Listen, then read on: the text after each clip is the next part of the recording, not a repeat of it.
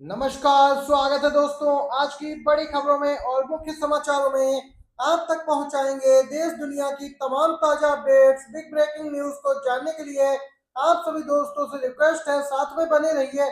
और छोटी सी एक और रिक्वेस्ट है कि अगर आप चैनल पर नए हैं तो चैनल को सब्सक्राइब करके घंटी के आइकन को आप जरूर दबाइए। बड़ी खबरें आप तक पहले पहुंचे सही सही।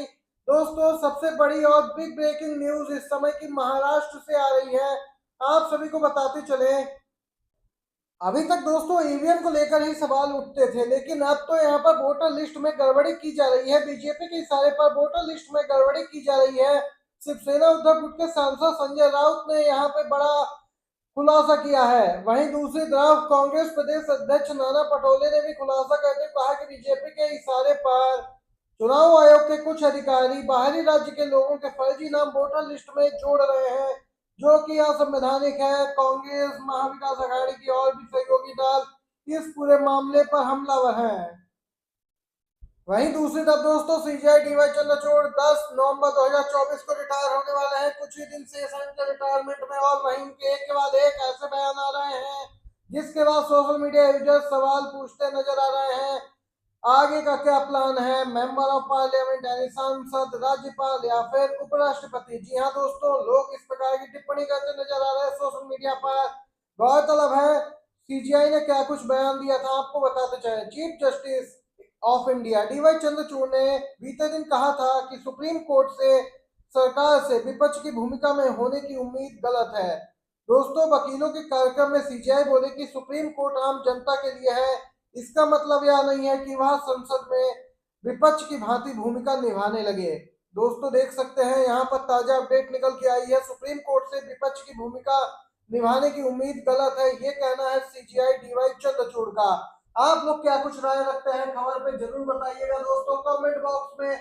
और वीडियो अच्छा लग रहा हो तो एक लाइक जरूर ही कीजिएगा। अगली अपडेट की ओर चलते हैं। एक के बाद एक दोस्तों, बीजेपी को झारखंड में झटके लग रहे हैं। बीजेपी ने पहली सूची के उम्मीदवारों की जारी की। यहाँ पे नेताओं ने बागी तेवर दिखाना शुरू कर दिया। जी हाँ, भाजपा को एक और आज झटका लगा तब जब मेनका सरदार के बाद गणेश महली देंगे इस्तीफा। चंपाई पर लगाए गंभीर आरोप। जेएमएम के पूर्व नेता और बीजेपी में जाने वाले चंपाई सोरेन भी घिरते नजर आ रहे हैं। भारतीय जनता पार्टी को तगड़ा झटका लगने वाला है। कोटका की पूर्व विधायक मेनका सरदार के बाद अब सरायकेला के भाजपा नेता गणेश महली भी इस्तीफा देने जा रहे हैं। टिकट नहीं मिलने से नाराज गणेश आज भाजपा से इस्तीफा दे देंगे। दोस्तों, आपको बताते चलें, भाजपा के एसटी मोर्चा के प्रदेश अध्यक्ष रहे यहाँ पे दोस्तों सरायकेला विधानसभा सीट से 2 बार प्रत्याशी रह चुके। इस बार इन्हें टिकट नहीं मिला। उन्होंने दावा किया कि जेएमएम के टिकट पे सरायकेला सीट से चुनाव लड़ेंगे। दोस्तों, अब यहाँ पे जेएमएम में शामिल होंगे ये। प्रत्याशियों की सूची जारी होने के बाद बीजेपी में इस्तीफों की लड़ी लगी है। दोस्तों,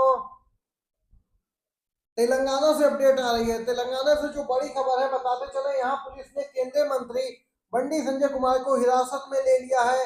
बंडी संजय कुमार ने हैदराबाद के चिक्करपल्ली में अशोक नगर एम्स रोड पे समूह एक सेवा के उम्मीदवारों के साथ विरोध प्रदर्शन किया था। जी हाँ दोस्तों, आपको बताते चले, यहाँ 12 साल की उम्र में ही आरएसएस से जुड़ गए थे। अपने हिंदुत्व विचारों के लिए जाने जाते हैं। उन्होंने तेलंगाना की करीमनगर लोकसभा सीट से जीत हासिल की थी और कांग्रेस उम्मीदवार को हराया था। दोस्तों, आपको बताते चले, अब यहाँ पे इन्हें हिरासत में लिया गया है। गौरतलब है दोस्तों, सितंबर में ही केंद्रीय गृह राज्य मंत्री संजय कुमार ने मदरसों पर आतंकवाद को बढ़ावा देने और देश की सुरक्षा के लिए गंभीर खतरा पैदा करने का आरोप लगाया था। देख सकते हैं दोस्तों, ये ताजा अपडेट निकल के आई है। हरियाणा विधानसभा चुनाव में समाजवादी पार्टी ने कांग्रेस पार्टी की बात मानी थी, कुर्बानी दी और अब की बार कांग्रेस पार्टी की बारी है। उत्तर प्रदेश की 9 विधानसभा सीटों पर होने वाले उपचुनाव में कांग्रेस ने अपना प्रत्याशी न उतारने का मन बना लिया है।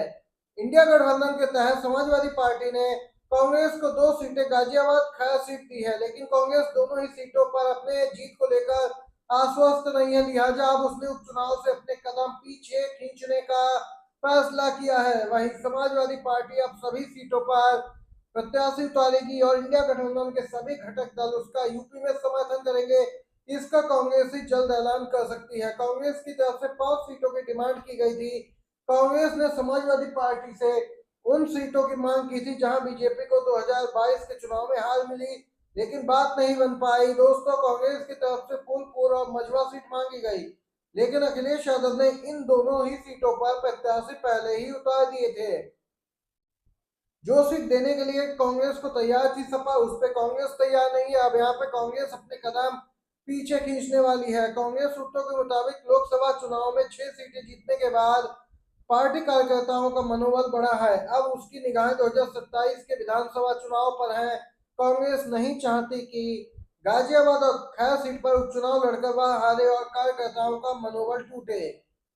साथ ही कांग्रेस गठबंधन के तहत त्याग का संदेश भी देना चाहती है, ठीक वैसे ही जैसा हरियाणा चुनाव में सीट न मिलने के बाद भी अखिलेश यादव ने कहा था वह बीजेपी को हराने के लिए कांग्रेस का हर तरीके से समर्थन करेंगे। एलन मस्क ने वोटिंग मशीन यानी ईवीएम पर फिर सवाल उठाए। जी हां, कहा केवल कागज के मत पत्रों पर ही होने चाहिए वोटिंग। दोस्तों, देश में तो ईवीएम को लेकर तमाम तरह के सवाल उठ रहे हैं, लेकिन चुनाव आयोग लगातार ईवीएम पर अपनी सफाई देता नजर आ रहा।